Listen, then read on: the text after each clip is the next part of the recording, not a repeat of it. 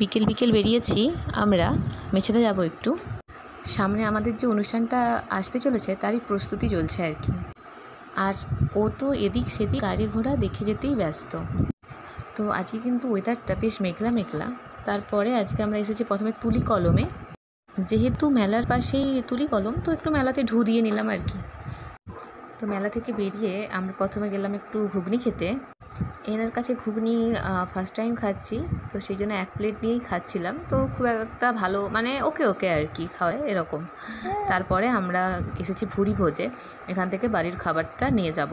কিন্তু আপনারা তো দেখেইছেন আমি অনেকবারই ভুরি ভোজে গিয়েছি, তাই পরের মিনি ব্লগে সাহস করে ফুড রিভিউটা দেব।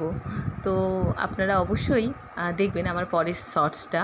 তো সবাই খুব ভালো থাকবেন। এই যে মাম্মা কিন্তু সেই তখন থেকে এখনও একদমই ঘুমোয়নি, সমানে দেখে যাচ্ছে। এবার যাই বাড়ি, দেখা হচ্ছে নেক্সট মিনি ব্লগে। বাই।